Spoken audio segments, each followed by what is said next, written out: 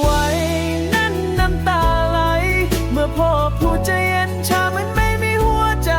เขาบอกว่าไม่ใช่ครอบครัวของเขาอีกต่อไปเหมือนเราสองแม่ลูกไม่มีความหมายใครมีวันดีรอยยิ้มและเสียงหัวเราะพ่อเคยสัญญาจะรักเราตลอดไป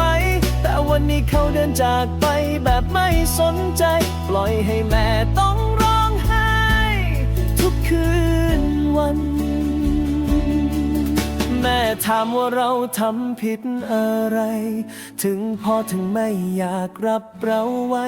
ฉันตอบไม่ได้แต่กอดแม่ไว้ให้กำลังใจกันทั้งน้ำตาของขวัญวันพ่อปีนี้ไม่มีใครรับมีแค่รูปเก่ากับความหลังในใจพ่อมีอยากเป็นพ่อของเราต่อไป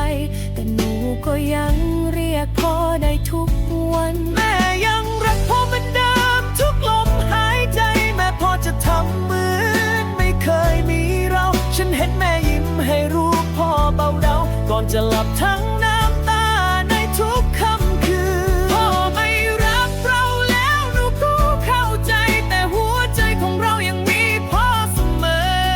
แม้พ่อจะลืมแต่เราจะไม่เพ้อลืมวันที่เคยรักและเคยเป็นครอบครัวเดียวกัน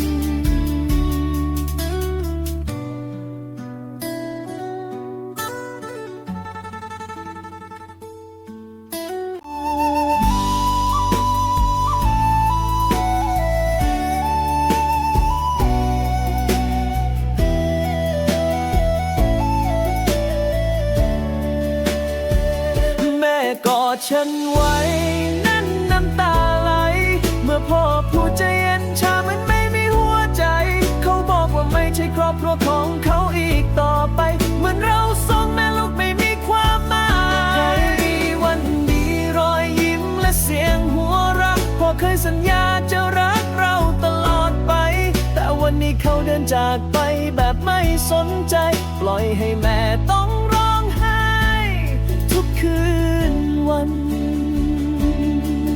แม่ถามว่าเราทำผิดอะไรถึงพ่อถึงไม่อยากรับเราไว้ฉันตอบไม่ได้แต่กอดแม่ไว้ให้กำลังใจกันทั้งน้ำตาของขวัญวันพ่อปีนี้ไม่มีใครรับมีแค่รูปเก่ากับความหลังในใจ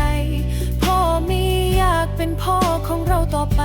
แต่หนูก็ยังเรียกพ่อได้ทุกวันแม่ยังรักพ่อเหมือนเดิมทุกลมหายใจแม่พ่อจะทำเหมือนไม่เคยมีเราฉันเห็นแม่ยิ้มให้รูปพ่อเบาเดาก่อนจะหลับทั้งน้ำตาในทุกค่ำคืนพ่อไม่รักเราแล้วหนูก็เข้าใจแต่หัวใจของเรายังมีพ่อเสมอ